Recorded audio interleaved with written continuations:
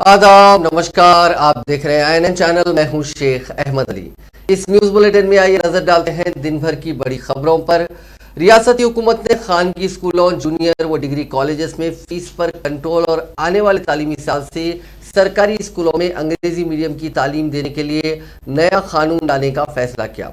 इस सिलसिले में आज दोपहर चीफ मिनिस्टर के चंद्रशेखर राव की सदारत में मुनक्किदा काबीना में ये फैसला किया गया। खानगी तालीमी इदारों में फीस पर कंट्रोल करने और सरकारी स्कूलों में इंग्लिश मीडियम की तालीम देने के सिलसिले में हुकूमत ने काबीनी सब कमेटी तश्कील देने का फैसला किया। ये कमेटी वज़ीर तालीम पी सबिता इंदिरा रेड्डी की सदारत में काम करेगी, जिसमें रियासती वुज़रा कुप्पुला ईश्वर, तलसानी श्रीनिवास यादव, निरंजन रेड्डी, श्रीनिवास गौड़, जगदीश रेड्डी, हरीश राव, प्रशांत रेड्डी, पी अजय कुमार, एरवली दयाकर राव और केटी रामाराव बतौर अराकीन शामिल रहेंगे। काबीनी सब कमेटी मज़कूरा दो मौज़ूआत का तफसीली मुताया करते हुए गाइडलाइंस तैयार करेगी। बाद अज़ान काबीनी सब कमेटी की रिपोर्ट पर हुकूमत कानून साजी करेगी और नया कानून तैयार करेगी। रियासती काबीना ने सरकारी स्कूलों को मुस्तहकम करने के सिलसिले में एक हिकमत अमली को तैयार करने का भी फैसला किया। सरकारी स्कूलों में मियारी तालीम के साथ साथ स्कूलों में बेहतर से बेहतर इंफ्रास्ट्रक्चर के फरोग के लिए हमारा गांव हमारा स्कूल प्रोग्राम को मंजूरी दी गई। हमारा गांव हमारा स्कूल प्रोग्राम पर अमलावरी के लिए काबीना ने 7,290 करोड़ रुपए की मंजूरी भी दी है। काबीनी इजलास में धान की खरीदी पर तफसीली जायजा लिया गया। गैर मौसमी बारिश की वजह से चंद अज़ला में धान की खरीदारी नहीं हो पा रही है, जिसके पेश नज़र बारिश के खत्म होने के बाद मुकम्मल धान की खरीदी का फैसला किया गया। काबीना के इजलास में गैर मौसमी बारिश से तबाह होने वाली फसलों का जायजा लेने का भी फैसला किया गया। इस फैसले के तहत चीफ मिनिस्टर चंद्रशेखर राव मुत्तहिदा जिले वरंगल का दौरा करेंगे। उनके हमरा वजीर ज़राअत निरंजन रेड्डी, चीफ सेक्रेटरी सोमेश कुमार और दीगर आला ओहदेदार भी रहेंगे। काबीना के इजलास में रियासत में कोरोना की सूरत हाल पर चीफ मिनिस्टर KCR ने तफसीली जायजा लिया। राय के मुताबिक काबीनी इजलास में शरीक वजीर सेहत हरीश राव ने रियासत में कोरोना की ताज़ा सूरत हाल से काबीनी रुफ़का को वाकिफ करवाया। उन्होंने बताया कि कोरोना की सूरत हाल काबू में है और महकमे सेहत किसी भी सूरत हाल से निपटने के लिए पूरी तरह तैयार है। उन्होंने बताया कि रियासत में अब तक कोरोना वैक्सीन की 5 करोड़ डोजेस दिए गए हैं। मजीद अहल अफराद को कोरोना की वैक्सीन दी जाएगी। रियासती काबीना ने सिद्दीपेट जिले के मुल्क में वाक़ forest college and research institute में BSc फॉरेस्ट्री ऑनर्स में 4 साल डिग्री कोर्स की तकमील करने वाले तुलबा को महकमे फॉरेस्ट में होने वाले तकर्रुरात में डायरेक्ट रिक्रूटमेंट के तहत तहफ़्फ़ुज़ात फराहम करने का फैसला किया। इस सिलसिले में काबीना ने फैसला किया कि महकमे फॉरेस्ट में असिस्टेंट कंजर्वेटर ऑफ फॉरेस्ट की जायदादों के लिए 25% तहफ़्फ़ुज़ात, फॉरेस्ट रेंज ऑफिसर्स की जायदादों में 50% तहफ़्फ़ुज़ात, 50 फॉरेस्टर्स की जायदादों पर 50% तहफ़्फ़ुज़ात फराहम करने का फैसला किया। इस सिलसिले में Telangana state forest services rules 1997 और तेलंगाना स्टेट फॉरेस्ट सब ऑर्डिनेंस सर्विसेज रूल्स 2000 में नज़रसानी करने की काबीना ने मंजूरी दी। इसी तरह काबीना ने फॉरेस्ट यूनिवर्सिटी के क़याम से भी इत्तेफाक किया। इस सिलसिले में महकमे जंगलात के अहदेदारों को इब्तिदाई रिपोर्ट पेश करने की हिदायत दी गई। ज़राए ने बताया कि काबीना के इजलास में कई अहम मसाइल पर तफसीली तबादला ख्याल किया गया। दोपहर में शुरू होने वाली काबीना का इजलास रात 8 बजे तक जारी रहा। इब्तिदा में इस बात की इत्तला दी गई थी कि काबीना के इजलास के बाद chief minister Chandrashekar Rao press conference से खिताब करने वाले हैं, लेकिन 2 घंटे इंतजार के बाद सरकारी तौर पर इस बात का ऐलान किया गया कि काबीना के इजलास में जायद एजेंडा होने की वजह से चीफ मिनिस्टर की प्रेस कॉन्फ्रेंस मनसूख कर दी गई है। तेलंगाना हाईकोर्ट ने रियासती हुकूमत को हिदायत दी कि वो कोरोना के बढ़ते हुए मामलात के पेश नज़र RT-PCR टेस्ट की तादाद में इजाफा करे। रियासत में कोविड की सूरत हाल पर आज अदालत ने समाअत की और रियासती हुकूमत को हिदायत दी कि रोज़ाना रियासत में 1 लाख RT-PCR टेस्ट किए जाएँ। RT-PCR रैपिड माने की तफसीलात भी अदालत में पेश करने की हिदायत दी गई। चीफ जस्टिस सतीश चंद्र शर्मा और जस्टिस N तुकाराम पर मुश्तमिल डिवीजन बेंच ने जोर देते हुए कहा कि समाजी फासला, मास्क के कवायद पर लाजमी तौर पर अमल किया जाए। कोरोना वबा की रोकथाम के लिए मजीद चौकसी अख्तियार करने की भी अदालत ने हिदायत दी। इस मौके पर एडवोकेट जनरल ने अदालत को बताया कि कोरोना वबा की रोकथाम के सिलसिले में आज चीफ मिनिस्टर KCR की ज़ेरे सदारत काबीना का इजलास होने वाला है, जिसमें इस मसले पर तबादला ख्याल किया जाएगा।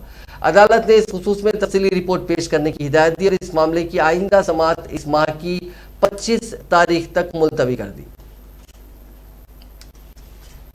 अब नजर डालते हैं कोरोना से जुड़े आंकड़ों पर। पिछले 24 घंटों में रियासत भर में 80,138 अफराद का कोरोना का टेस्ट किया गया, जिसमें 2,447 अफराद मुस्बित पाए गए। इसी दौरान 3 और अफराद की इस मोजी वायरस की वजह से जान चली गई, जबकि 2,295 अफराद ने कोरोना को मात दी है। रियासत में फिलहाल 22,197 अफराद का कोरोना का इलाज जारी है। यादाद्री पुलिस स्टेशन में 14 मुलाजिमीन पुलिस पीर को कोरोना से मुतासिर पाए गए। उनमें एक एसीपी, एक सर्कल इंस्पेक्टर और 12 कांस्टेबल शामिल हैं, जो इस वायरस का शिकार हुए। जराये के मुताबिक मुतासरीन को घरों में अलग थलग कर दिया गया है। कड़पा के रिम्स मेडिकल कॉलेज में 50 तलबा कोविड से मुतासिर हो गए हैं। एनटीआर यूनिवर्सिटी की जानिब से कल एमबीबीएस फाइनल इम्तिहान होने वाला है। कॉलेज के 150 तलबा इम्तिहान लिखने वाले थे, उनमें से 50 तलबा कोविड से मुतासिर हो गए। इसके पेश नज़र कल होने वाले इम्तिहान को मुलतवी करने की मेडिकल कॉलेज की इंतजामिया से एनटीआर यूनिवर्सिटी ने ख्वाहिश की है। तेलंगाना में कोरोना के मामलात में बड़े पैमाने पर इजाफा हो रहा है। सिकंदराबाद में वाक़ गांधी हॉस्पिटल के 70 डॉक्टर्स और अरकान स्टाफ के इस वबा से मुतासिर होने से सनसनी फैल गई। डॉक्टर्स, नर्सेज, पीजी तलबा, हाउस सर्जन के बशमूल बाज़ मेडिकल तलबा और दीगर स्टाफ अरकान कोविड से मुस्बित पाए गए। हॉस्पिटल के सुपरिंटेंडेंट डॉक्टर राजा राव ने बात बताई। दवाखाने में मौजूदा तौर पर कोरोना के 139 मुतासरीन ज़ेरे इलाज हैं, उनमें 35 हामिला खवातीन भी हैं। कोरोना से मुतासिर स्टाफ को अलग थलग वार्ड्स में रखते हुए उन्हें इलाज की सहूलत फराहम की जा रही है। इसी दौरान एरागड्डा के मेंटल हॉस्पिटल के इन पेशेंट के 57 मरीज नौ तिब्बी अमला कोरोना से मुतासिर हो गए। दवाखाने के अहदेदारों ने अलामात पाए जाने पर टेस्ट किए। मुतासरीन के जहनी मुतासिर होने के सबब मजीद चौकसी इख्तियार की जा रही है। दवाखाने के सुपरिंटेंडेंट उमाशंकर ने बात बताई। उन्होंने कहा कि जिनमें अलामात पाई गई उनको आइसोलेट कर दिया गया है। तेलंगाना और आंध्र प्रदेश में doctor B R Ambedkar open university के तमाम इम्तिहानात मुलतवी कर दिए गए हैं। यूनिवर्सिटी के कंट्रोलर डॉक्टर AVN रेड्डी ने बात बताई। कोविड-19 के मामलात में इजाफे के पेश नज़र रियासती हुकूमत की हिदायत के मुताबिक तमाम इम्तिहानात जो 30 जनवरी तक होने वाले थे मुलतवी कर दिए गए हैं। इम्तिहानात की नई तारीख का जल्द ऐलान किया जाएगा। उस्मानिया यूनिवर्सिटी के तमाम इम्तिहानात बशमूल क्लास टेस्ट वगैरह जो 17 था 31 जनवरी होने वाले थे, गैर मुअय्यना मुद्दत के लिए मुलतवी कर दिए गए हैं। यह फैसला हुकूमत के अहकाम और Telangana state council for higher education के सदरनशीन की जानिब से जारी करदा मकतूब की बुनियाद पर किया गया। उस्मानिया यूनिवर्सिटी ने पीर के रोज ये बात बताई। असातिज़ा की बड़ी तादाद ने आज BRKR भवन और चीफ मिनिस्टर के कैंप ऑफिस प्रगति भवन के करीब मुजाहरे किए। बाज़ गेजेटेड टीचर्स सुदूर मदारिस और दीगर तबादलों जोन्स के लिए ऑप्शंस के लिए जदोजहद कर रहे हैं। मल्टी जोन्स के सिलसिले में उनकी ख्वाहिशात के बरखिलाफ उनका दूसरे मकामात पर तबादला किया गया। JD के अहदेदारों ने कहा कि सरकारी उसूलों और हिदायत के मुताबिक तबादले किए गए हैं, ताहम असातिज़ा ने उसकी मुखालिफत की। उन्होंने कहा कि अहदेदारों पर बार बार इस सिलसिले में जोर दिया गया, ताहम उनसे कोई भी रद्द-ए-अमल हासिल नहीं हुआ। बिलाखिर उन्होंने एहतजाज किया ताकि ऑप्शंस में उनकी ख्वाहिश के मुताबिक तब्दीली की जाए। बाज़ असातिज़ा ने वज़ीर तालीम सबीता इंदिरा रेड्डी से भी मुलाकात करते हुए उनसे इंसाफ की ख्वाहिश की। उन्होंने दीगर मकामात पर तबादले से होने वाली दुश्वारियों से उनको वाकिफ करवाया। पुलिस ने एहतजाज करने से उन्हें रोक दिया और तहवील में ले लिया। पुलिस अहदेदारों ने सख्त सिक्योरिटी इंतजाम किए थे, क्योंकि असातिज़ा और कॉलेज के लेक्चरर्स अपने मुतालबात पर प्रगति भवन का मुहासरा करने वाले थे। शहर हैदराबाद फार्मूला ई वर्ल्ड चैंपियनशिप की मेजबानी करने वाला है। मुल्क का पहला शहर यह बन जाएगा। तवक्को है कि जारिया साल नवंबर और मार्च 2023 के दरमियान इलेक्ट्रिक कारों की पहली रेस की हैदराबाद मेजबानी करेगा। तेलंगाना हुकूमत और फार्मूला ई रेसिंग का एहतमाम किया जाएगा। रजामंदी के मकतूब पर हैदराबाद में तेलंगाना के वजीर सनत तारक रामाराव, FI फार्मूला ई के चीफ चैंपियनशिप ऑफिसर अल्बर्टो लोंगो ग्रीन को ग्रुप के chief executive officer Anil Mahindra, racing के CEO और टीम प्रिंसिपल दिलबाग बुल की मौजूदगी में दस्तखत किए गए। हैदराबाद रोम, पेरिस, लंदन, हांगकांग, न्यूयॉर्क और बर्लिन जैसे अहम क्लब में शामिल हो जाएगा। दुनिया के 18 शहर हर साल federation of international D automobile की जानिब से मुनक़िद की जाने वाली दौड़ की मेज़बानी करते हैं। अल्बर्टो ने इस ख्याल के अंदरून एक माह मकतूब रजामंदी पर दस्तखत करने तेलंगाना हुकूमत के कदम की सताइश की। Inker important. The whole world, in fact, is right now what we get to hear, especially in the last few decades and last few months and last few weeks, more particularly when it comes to sustainability, is the commitment of various nations, various cities, various states towards sustainability, towards green. In fact, as you all know, our Honorable Prime Minister as well actually committed to making India net zero by 2070, the recently held COP26. Now, my friend here, Anil, in fact, we were speaking about a few years ago, and he said, there was a mantra, the 3D mantra, as they called it during the manufacturing era: define, design, deliver. But now the new 3D mantra, what he was espousing and what he was telling me is, digitize, decarbonize, and decentralize. I think that is the way the world is headed today. And in fact, yesterday when we were speaking about this event, he told me possibly we need to tweak it a bit more, and we need to say, after the pandemic especially, when the whole world is starting to relook at their strategies, especially with respect to industrialization, I think what is also happening is a reindustrialization, a disruption through decarbonization. If you look at how the automobile industry particularly has changed over the last few years, I think what's very, very evident is the advent of EVs, the whole idea of decarbonizing, the whole idea of reducing vehicular pollution, reducing industrial pollution, and how to make our planet more and more sustainable, more and more efficient for our children, for the future generations. Well, we all know our Honorable Chief Minister, Shri KCR Garu, takes environment extremely seriously and extremely, it has got immense importance to him. In fact, Telangana, as was pointed out in the video that was shown before, has done extremely well in the last 7.5 years when it comes to our energy Inker important. The whole world, in fact, is right now what we get to hear, especially in the last few decades and last.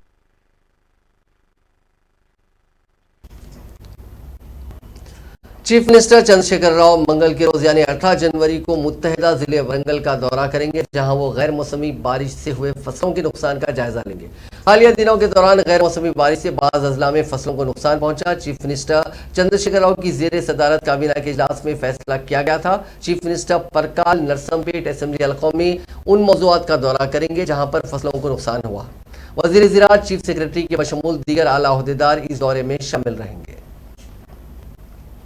एक अलमनाक वाक़े में intermediate के 3 तलबा दरियाए गोदावरी में तैराकी की कोशिश के दौरान गर्क हो गए। ये वाक़या मंचिरियाल ज़िले के अलुगामा गांव के नवाही इलाके में पेश आया। नाशों का हुनूस पता नहीं चल सका। पुलिस ने बताया कि 3 नौजवानों की शिनाख्त 16 साला वंशीधरन, 17 साला विजेंद्र साई और 17 साला जी राकेश के तौर पर की गई है। उन तमाम का ताल्लुक अलुमा गाँव से है, अलुगामा गांव से है। इस वाक़े के साथ ही गांव में गम की लहर देखी गई।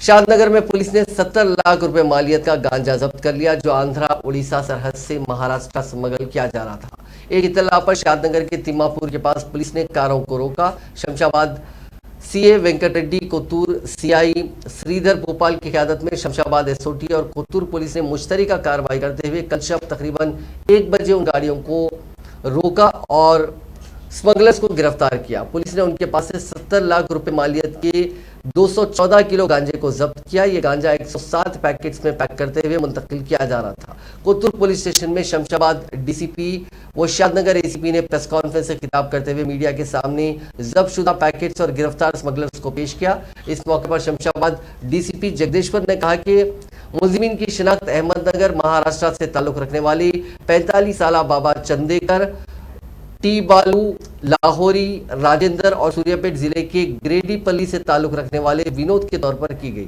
उन्होंने कहा कि 3 गाड़ियों में इस ममनुआ शय को मुंतकिल करने की कोशिश की जा रही थी। उन्होंने कहा कि मुलजिमीन के पास से 2,10,000 रुपए नगद रकम के अलावा 5 सेल फोन्स भी जब्त किए गए। डीसीपी शमशाबाद ने मुश्तरका कार्रवाई में हिस्सा लेने वाले मुलाजिमीन की सताइश करते हुए उन्हें मुबारकबाद पेश की।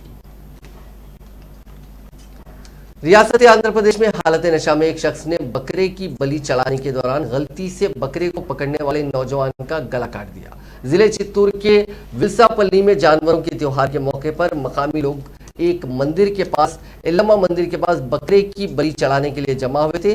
तमाम तैयारियां की गई थी। सुरेश नामी नौजवान जिस बकरे की बलि चढ़ाई जाने वाली थी उसे पकड़कर खड़ा हुआ था। इस दौरान बकरे का गला काटने वाले शख्स ने बकरे के बजाय सुरेश के बाल पकड़कर उसका गला काट दिया, जिसके नतीजे में उसकी मौत हो गई। शुबा किया जाता है कि पुरानी मुकासमत के नतीजे में दानिस्ता तौर पर यह हरकत की गई है। पुलिस मुख्तलिफ जावियों से इस पूरे मामले की छानबीन कर रही है।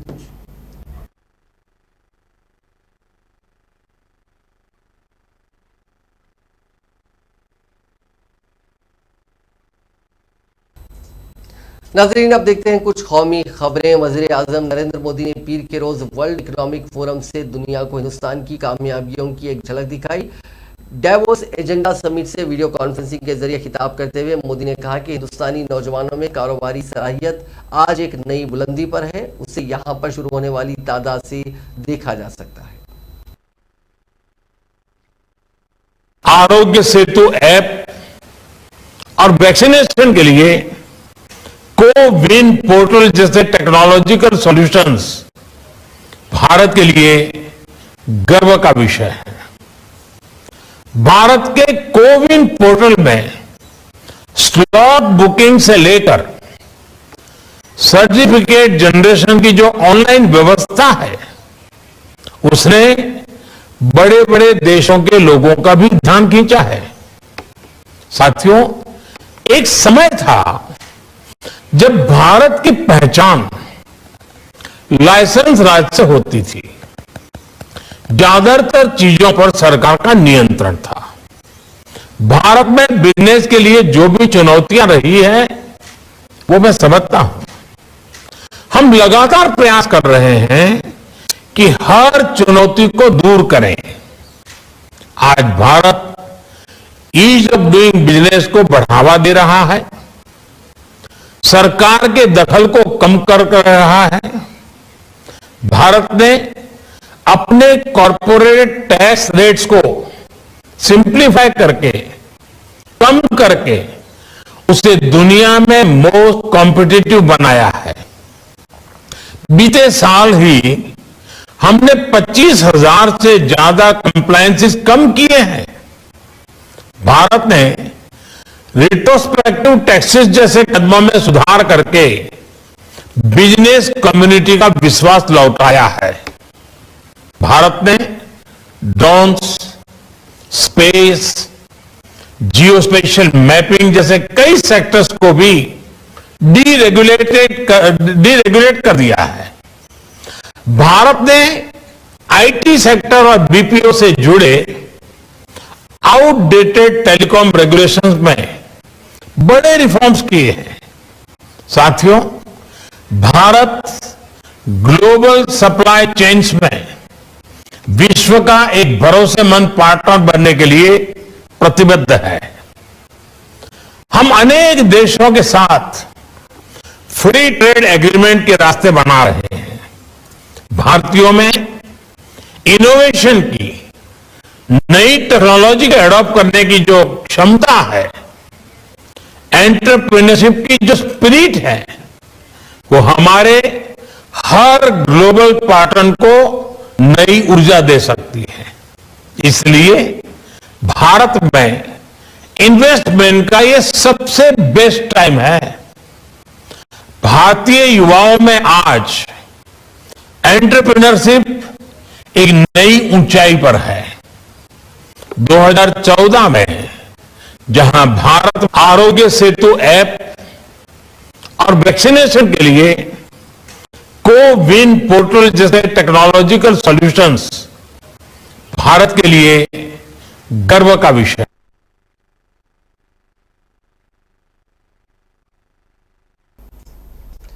बेल्जियम की दारुल-हुकूमत ब्रसेल्स में एक दिल दहला देने वाला वाकया सामने आया। यहां मेट्रो स्टेशन पर एक सनकी शख्स ने खातून को प्लेटफॉर्म से चलती मेट्रो ट्रेन के सामने ट्रैक पर धक्का दे दिया। हालांकि अलर्ट मेट्रो ड्राइवर ने ऐन मौके पर इमरजेंसी ब्रेक लगाकर उस खातून की जान बचा ली। ये पूरा वाकया वहां लगे सीसीटीवी कैमरे में कैद हो गया। ये वाकया रोजियर मेट्रो स्टेशन का है। वीडियो में दिख रहा है कि एक नौजवान काफी देर से प्लेटफॉर्म पर इधर उधर घूम रहा था। जैसे ही मेट्रो ट्रेन के आने का वक्त हुआ वो भागकर आया और उसने प्लेटफॉर्म पर आगे खड़ी खातून को रेलवे ट्रैक पर धक्का दे दिया।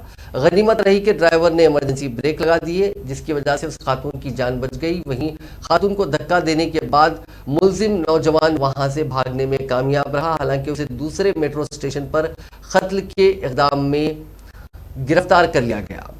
इस वाक़े के बाद उस खातून और मेट्रो ड्राइवर दोनों सदमे में आ गए। दोनों को अस्पताल ले जाया गया, जहां उनका इलाज शुरू किया गया। उन्हें जल्दी घर भेज दिया जाएगा। वहीं इस बारे में Brussels inter communal transport company के तर्जुमान गाई सबलिन ने द ब्रुसेल्स टाइम्स को बताया कि ड्राइवर ने काफ़ी अलर्टनेस दिखाई, लेकिन वो और मुतासिरा दोनों इसके बाद सदमे में चले गए। उस सनकी शख्स की मंशा जानने के लिए साइकियाट्रिस्ट की भी मदद ली जा रही है। कोरोना के नए वेरिएंट ओमिक्रॉन पर पहले से मौजूद कोविड-19 वैक्सीन के असर को लेकर भले ही एक्सपर्ट्स में अलग अलग तरह की राय है, लेकिन अब खास तौर पर इसी वेरिएंट को निशाना बनाने वाली वैक्सीन भी जल्द आ रही है। खास बात यह है कि ओमिक्रॉन को हराने वाली ये नई वेरिएंट स्पेसिफिक वैक्सीन हिंदुस्तान में ही बनेगी। पुणे की जिनोवा बायोफार्मास्यूटिकल्स ने इस नई तरह की वैक्सीन को तैयार किया है और जल्द ही इसकी ह्यूमन ट्रायल्स शुरू होने जा रहे हैं। वेरिएंट स्पेसिफिक वैक्सीन मुल्क की पहली mRNA टेक्नोलॉजी पर मबनी वैक्सीन है। बता दें कि इससे पहले यही कंपनी कोरोना के अब तक के सबसे खतरनाक साबित हुए डेल्टा वेरिएंट के लिए भी ऐसी ही वेरिएंट स्पेसिफिक वैक्सीन बना चुकी है। हालांकि अभी इसके आखिरी फेज के ट्रायल के लिए मरकजी हुकूमत ने मंजूरी नहीं दी है और अभी ये अमल शुरू हुआ है। mRNA या मैसेंजर RNA जेनेटिक कोड का एक छोटा सा हिस्सा है जो हमारे सेल्स में प्रोटीन बनाता है। इसे आसान जबान में ऐसा भी समझ सकते हैं कि जब हमारे जिस्म पर कोई वायरस या बैक्टीरिया हमला करता है तो mRNA टेक्नोलॉजी हमारे सेल्स को उस वायरस या बैक्टीरिया से लड़ने के लिए प्रोटीन बनाने का मैसेज भेजती है। इससे हमारे इम्यून सिस्टम को जो जरूरी प्रोटीन चाहिए वो मिल जाते हैं और हमारे जिस्म में एंटीबॉडी बन जाती है। कोरोना के दौर में साइंटिस्ट ने पहली बार mRNA टेक्नोलॉजी पर बेस्ड वैक्सीन डेवलप किए हैं। इस टेक्नोलॉजी का सबसे बड़ा फायदा यह है कि इससे पुरानी सभी वैक्सीन के मुकाबले ज्यादा जल्दी और ज्यादा मिकदार में नई वैक्सीन बन सकती है। इससे जिस्म की इम्यूनिटी भी मजबूत होती है। एक रिपोर्ट के मुताबिक जिनोवा बायोफार्मास्यूटिकल्स ने खास तौर पर ओमिक्रॉन वेरिएंट से होने वाले इन्फेक्शन को ध्यान में रखते हुए अपनी वैक्सीन डेवलप की है। कोरोना वबा के दौरान जहां एक जानिब मुल्क में गरीबों के सामने खाने पीने का बहरान पैदा हुआ, तो दूसरी तरफ इसी दौरान मुल्क में अरबपति अमीरों की तादाद बढ़ गई। गैर सरकारी तंजीम ऑक्सफैम इंडिया की एक रिपोर्ट के मुताबिक 2021 में जहां हिंदुस्तान में 84% 84% खानदानों की आमदनी में 2021 में गिरावट आई, वहीं हिंदुस्तानी अरबपतियों की तादाद 102 से बढ़कर 142 हो गई। आज वर्ल्ड इकोनॉमिक फोरम 2022 का पहला दिन है। इसी मौके पर ऑक्सफैम इंडिया की जानिब से एक सालाना सर्वे जारी किया गया। इसके मुताबिक कोरोना वबा में हिंदुस्तानी अरबपतियों की मजमूई जायदाद दुगनी हो गई है। इनकी अमीरी का अंदाजा इस बात से लगाया जा सकता है कि टॉप 10 अमीरों के पास इतनी दौलत है कि वो मुल्क के सभी स्कूलों और कॉलेजों को अगले 25 सालों तक चला सकते हैं। कोरोना की वजह से एक इनइक्वालिटी यानी अदम मसावत बढ़ गई है और मुल्क के सबसे अमीर 10% लोगों के पास मुल्क की 45% दौलत है, वहीं मुल्क के 50% गरीब आबादी के पास महज 6% दौलत है।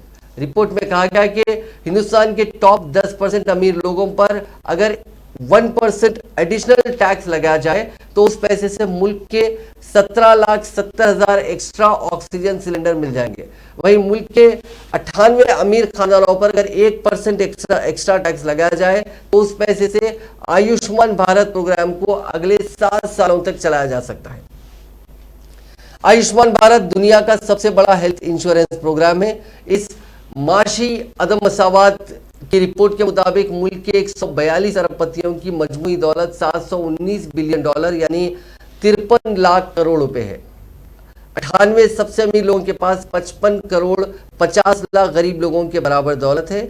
ये करीब 657 बिलियन डॉलर यानी 39 लाख करोड़ रुपए होती है। इन 98 खानदानों की मजमूई दौलत हिंदुस्तानी हुकूमत के टोटल बजट का करीब 41% है। रिपोर्ट में कहा गया कि अगर हिंदुस्तान के टॉप 10 अमीर रोजाना की बुनियाद पर $1 मिलियन यानी 7 करोड़ 40 लाख रुपए खर्च करें तो भी उनकी दौलत को खर्च होने में 84 साल लग जाएंगे। वहीं अगर मुल्क के अमीरों पर वेल्थ टैक्स लगाया जाए तो 78.3 बिलियन डॉलर यानी 5,80,000 करोड़ रुपए कलेक्ट किए जा सकते हैं। इस पैसे से हुकूमत का हेल्थ बजट 271% बढ़ सकता है। जेंडर की बात करें तो कोरोना वबा में जॉब लॉस में 28% खवातीन हैं। इससे उनकी मजमूई कमाई 2/3 घट गई है। खवातीन की हालत को लेकर कहा गया है कि बजट 2021 में हुकूमत ने ministry of women and child development पर सिर्फ उतना खर्च किया जितना हिंदुस्तान के बॉटम 10 करोड़पतियों की मजमूई जायदाद का आधा भी नहीं है। ऑक्सफैम की रिपोर्ट में कहा गया है कि तालीम के लिए हुकूमत के बजट एलोकेशन में 6% की कटौती की गई, जबकि सोशल सिक्योरिटी स्कीम्स के लिए बजट का टोटल एलोकेशन में 1.5% से घटाकर ये 0.6% हो गया है। अब कुछ खबरें क्रिकेट से जुड़ी। टेस्ट टीम की कप्तानी छोड़कर हिंदुस्तानी टीम में भूचाल लाने वाले विराट कोहली बीसीसीआई के साथ किसी भी किस्म की समझौते के मूड में नहीं दिख रहे हैं। बताया जा रहा है कि बोर्ड प्रेसिडेंट सौरव गांगुली ने उन्हें अपने 100वें टेस्ट में कप्तानी करने का ऑफर दिया था, जिसे विराट ने ठुकरा दिया। विराट अब तक 99 टेस्ट मैच खेल चुके हैं। श्रीलंका के खिलाफ मार्च में फरवरी में होने वाला मैच उनके करियर का 100वां टेस्ट मैच होगा। विराट अपने करियर में कई बार ये इशारा दे चुके हैं कि निजी रिकॉर्ड्स में उनकी कोई दिलचस्पी नहीं है। वो टीम की जीत को सबसे ज्यादा अहमियत देते हैं। विराट ने अपनी कप्तानी में 68 में से 40 टेस्ट में टीम को जीत दिलाई। अगर वो 2 साल और कप्तान रह जाते तो मुमकिन था कि साउथ अफ्रीका के ग्रीम स्मिथ को पीछे छोड़ देते, दुनिया में सबसे ज्यादा टेस्ट जीतने वाले कप्तान बन जाते। लेकिन उन्होंने इस रिकॉर्ड पर तवज्जो नहीं दी। इसीलिए माना जाए कि 100वें टेस्ट में कप्तानी कर वो फेयरवेल लेने के मूड में नहीं है। मीडिया रिपोर्ट्स के मुताबिक बीसीसीआई ने फोन पर विराट कोहली को 100वें टेस्ट में कप्तानी करने का ऑफर दिया। इस पर विराट ने कहा कि एक मैच से कोई फर्क नहीं पड़ता, मैं ऐसा नहीं हूं, इस तरह से नहीं सोचता हूं। विराट ने T20 वर्ल्ड कप से पहले T20 क्रिकेट की कप्तानी से इस्तीफा दिया था। इसके बाद बोर्ड ने उनसे वनडे की कप्तानी भी छीन ली थी। अब विराट ने टेस्ट की कप्तानी भी छोड़ने का फैसला किया है।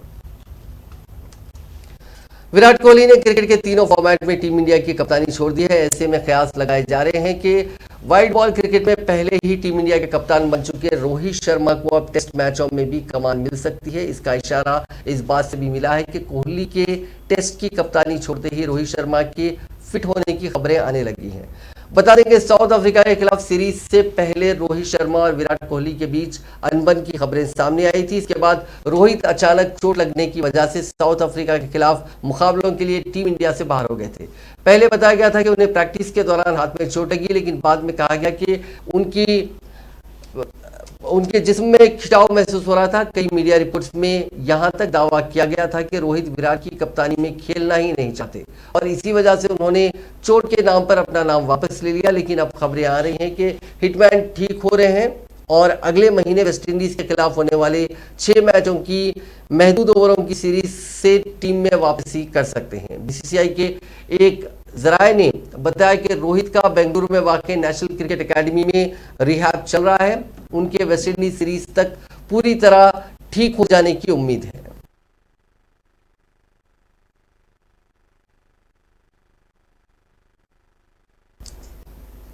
अब एक खबर ब्रिटेन से। ब्रिटेन के शाही खानदान की मुश्किलें कम होने का नाम नहीं ले रही हैं। ताज़ा मामला महारानी एलिजाबेथ के शोहर महारानी एलिजाबेथ के पोते प्रिंस हैरी से जुड़ा है।